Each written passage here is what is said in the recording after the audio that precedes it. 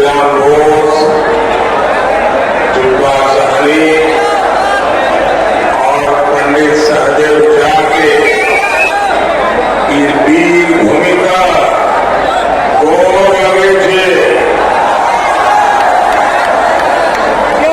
आज चौथे चरण का मतदान चल रहा है।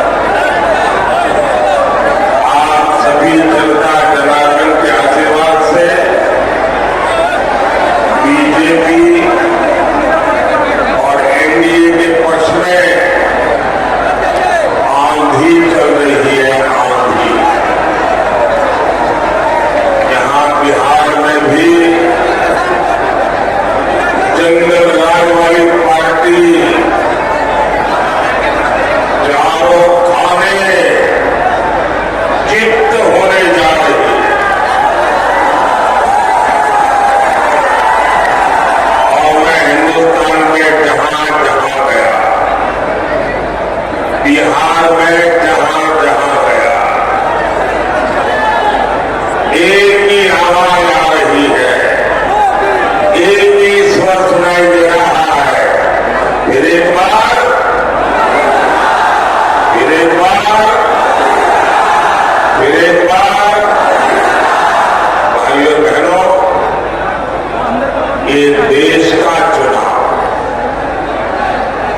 ये हिंदुस्तान का भविष्य तय करने का चुनाव, ये चुनाव देश का नेतृत्व चुनने का चुनाव है।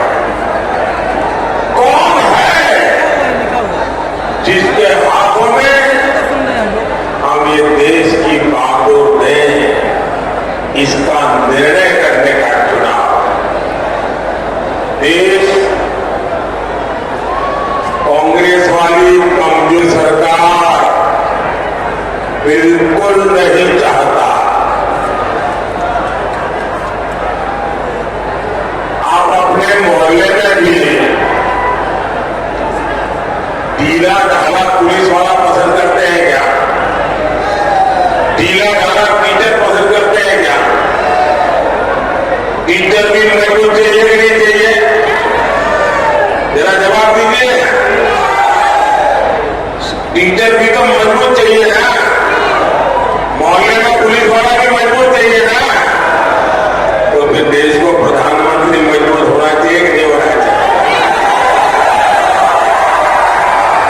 डरपोक प्रधानमंत्री देश चला सकता है क्या? आप कल्पना कर सकते हैं, ये लोग इतने डरे हुए हैं, इतने डरे हुए हैं, इनको रात में सपने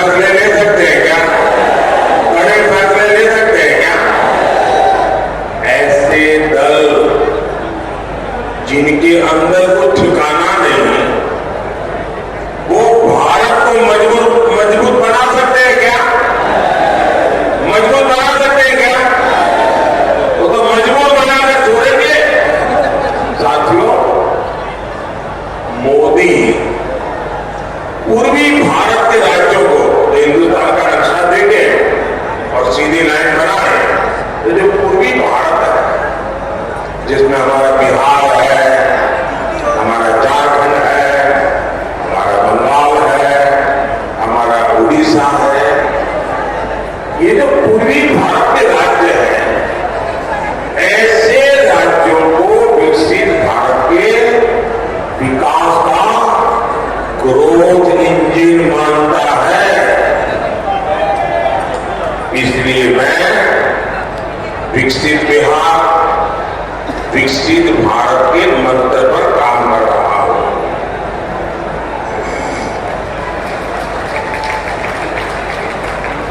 बिहार में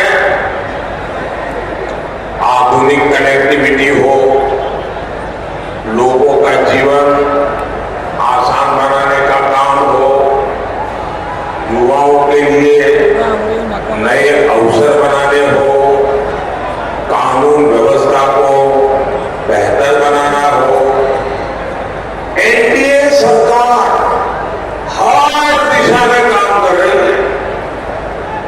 मोदी चारों दिशाओं में एक साथ काम करने का स्वभाव रखता है। मुजफ्फरपुर और बिहार के लोगों ने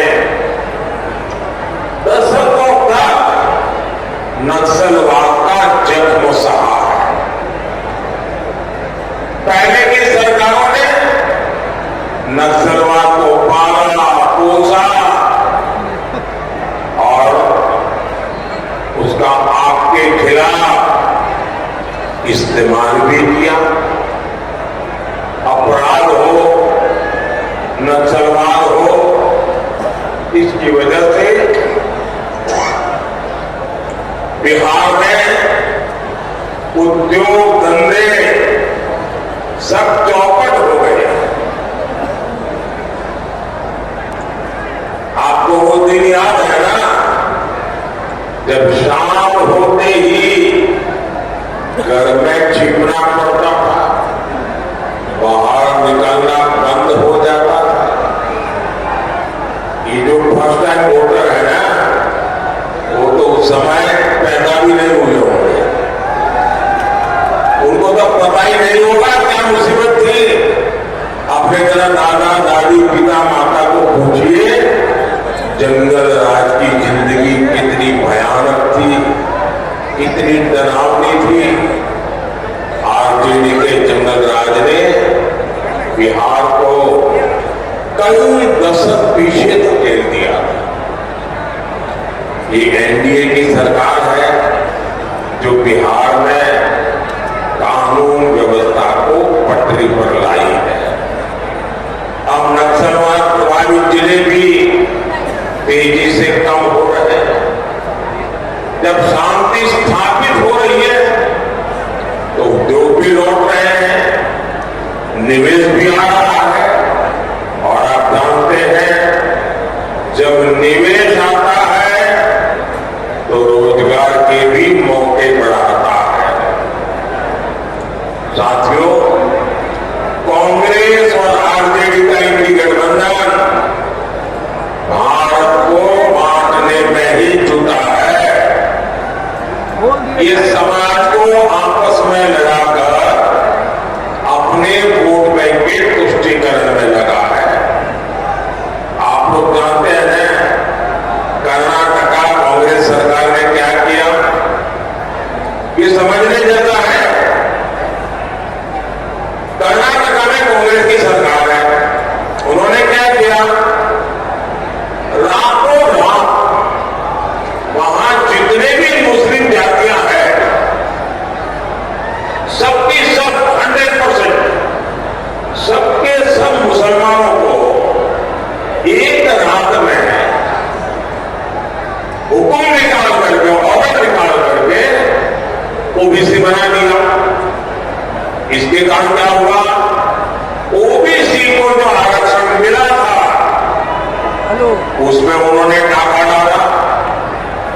ओबीसी जो है पहले वाले, उनके पास कोई बचा ही नहीं। अब मुझे बताइए, क्या ये मॉडल हम बिहार में लागू होने देंगे क्या? आपका आरक्षण को कोई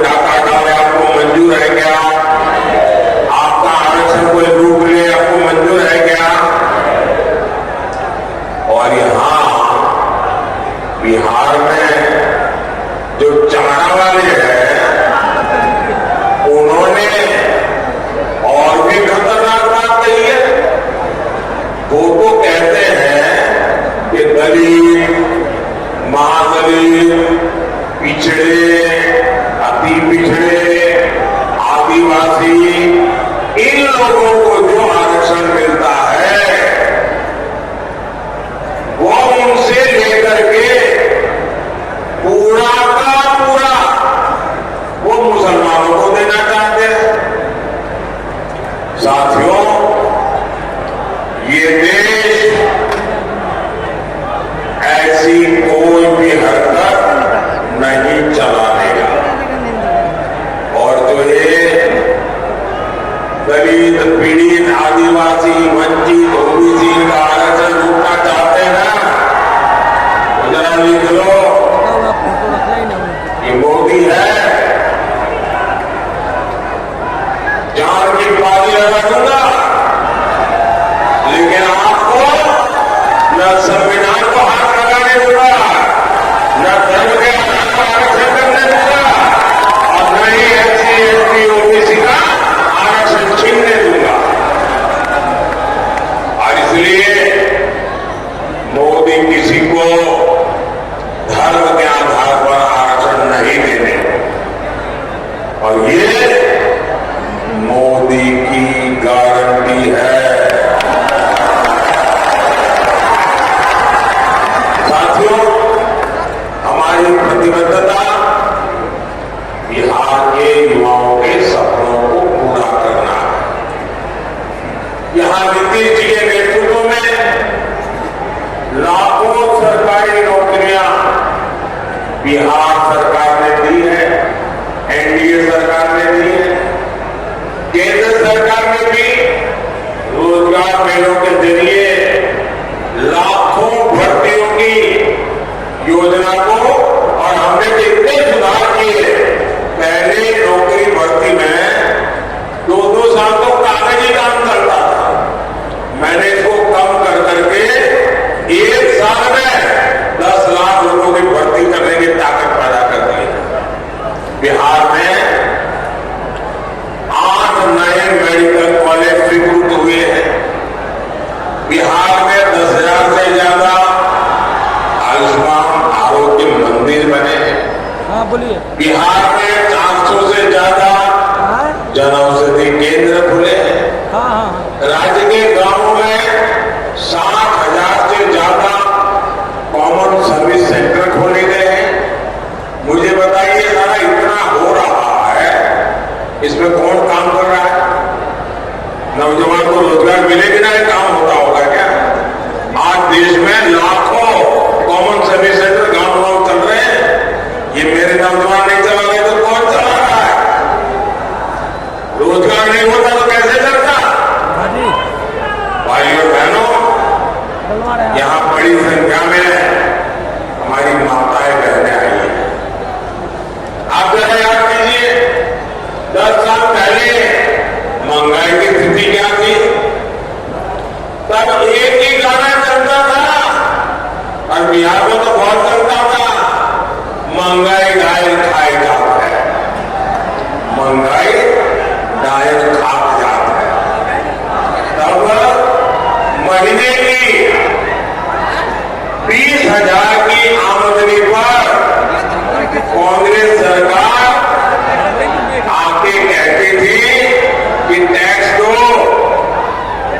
आज मोदी ने ऐसा सुधार किया है कि 50-60 हजार रुपए की आय तक आपको एक नया पैसा भी टैक्स नहीं देना होगा। आपकी बचत हुई कि नहीं हुई? तब गरीब को फोन भी नहीं रख सकता था, फोन करना भी महंगा था। आज तो हर किसी के पास, यहाँ जितने लोग बैठे हैं, 80% लोगों के आपका मोबाइल होगा,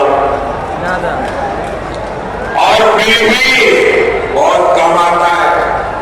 साथियों, कांग्रेस सरकार में गरीब परिवार की बहनों के लिए तो रसोई चलाना और भी मुश्किल था।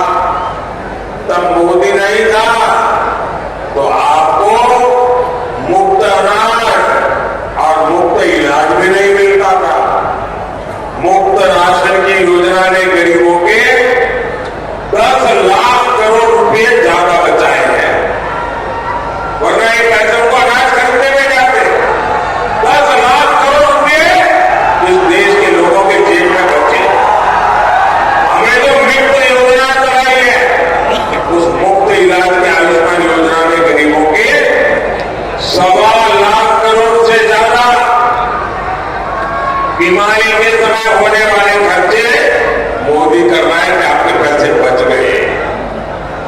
जनऔषधि केंद्रों में 80% डिस्काउंट से दवाई बेचते हैं। 100 रुपए की दवाई 20 रुपया, 15 रुपया, 8 रुपया ऐसे मिलती है। ये सस्ती दवाई के कारण आज देशवासियों के गरीब दवाई में जो खर्चा होता था उसमें 30,000 रुपया कम होकर के 30,000 रुपये की बचत हुई है। साथियों, हर परिवार की बचत बढ़ाने वाली एक और गारंटी मोदी ने दी है। अब बिहार के हर परिवार में जितने भी बुजुर्ग हैं जिनकी उम्र 70 साल से ऊपर है, 70 साल से ऊपर जो भी है आपके घर में कुछ न कुछ तो दवाई लगती ही लगती है। 1,000-2,000 रुपए की दवाई तो लग ही जाती है। और जो बेटा मेहनत करता है, बेटी मेहनत करती है, उसी को खर्चा भोगना पड़ता है। वो अपने बच्चों के लिए खर्च नहीं कर पाता है, बुजुर्ग माँ बाप के लिए करना होता है। अब मैं आपको कहता हूं, आपको वो खर्चा नहीं करना पड़ेगा। दिल्ली में आपका बेटा बैठा है, वो खर्चा मोदी करेगा। 5 लाख रुपया तक 70 साल से ऊपर के लोगों का इलाज का खर्चा मोदी करेगा। मैं बिहार के सारे युवाओं को कहूंगा, अब ये चिंता छोड़ दीजिए कि बुजुर्ग माई बाबू के इलाज के लिए पैसे कहां से आएंगे। अब उनका मुफ्त इलाज होगा और इसका इंतजाम अपने तीसरे कार्य में, तीसरी बार जब मैं सरकार बनाऊंगा, मोदी खुद इस काम को करेगा। साथियों, कांग्रेस के समय में ये बल्ब आता है ना, लड्डू, एक एलईडी बल्ब 400 रुपये आता है। मोदी ने इसकी कीमत घटाकर 40-50 रुपये कर दी। घर घर में सस्ता एलईडी बल्ब पहुंचा कर भी सरकार ने गरीब और मध्यम वर्ग की बिजली बिल में 20,000 करोड़ रुपए बचाए हैं। साथियों, मोदी ने आपका डबल मुनाफा करने वाली भी एक और योजना बनाई है, डबल मुनाफा। इस योजना से आपकी बिजली का बिल हो जाएगा 0। बिजली का बिल, जरा बोलो ना, बिजली का बिल 0। इतना ही नहीं, आप घर में बिजली पैदा करके आप हीरो बन जाएंगे। इस योजना का नाम है पीएम सूर्यघर मुफ्त बिजली योजना। और उसका रजिस्ट्रेशन हमने सरकार की योजना बंद कर दी है। आपको भी मैं कहूंगा, ऑनलाइन जाकर के आप अप्लाई कर दीजिए। इसके तहत छत पर सोलर पैनल लगाने के लिए सरकार आपको 75,000 रुपया देगी। 75,000 रुपया, जितनी बिजली चाहिए मुफ्त उपयोग करो, बाकी बिजली सरकार को बेच दो। यानी आप घर का बिजली का बिल 0, ऊपर से बिजली बिल बेच करके कमाए। ये योजना मोदी लाया है। भाई और बहनों, किसानों का ही एनडीए की प्राथमिकता है। बिहार के लाखों किसानों को पीएम किसान सम्मान निधि के 22,000 करोड़ रुपए मिले हैं। 22,000 करोड़ आंकड़ा छोटा नहीं है। उसकी जेब में 22,000 करोड़ रुपया गया है। बिहार के गांव में 22,000 करोड़ रुपए जाता है ना, तो बिहार की इकोनॉमी दौड़ने लगती है। इससे यहाँ लीची, आम फसल उगाने वाले किसानों को बहुत फायदा होगा। ये हमारी सरकार है जिसने मुजफ्फरपुर की लीची को जीआई टैग दिया है। अब बीजेपी ने एक और बड़ी घोषणा की है, आने वाले 5 साल में हम फल सब्जियों के लिए विशेष